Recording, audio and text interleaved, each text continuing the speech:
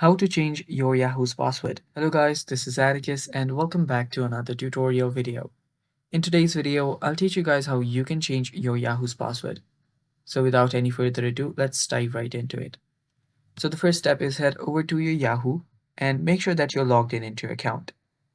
After you've done that, you can hover over to your profile icon on the top right corner and there you'll find manage your account.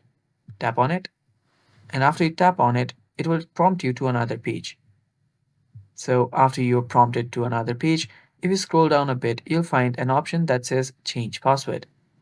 Tap on change password, and after you tap on change password, you can now simply create a new password.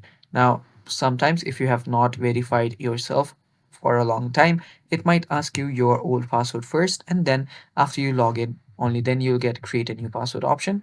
So yeah, after you type in your old password, then you can type in your new password here and then tap on OK.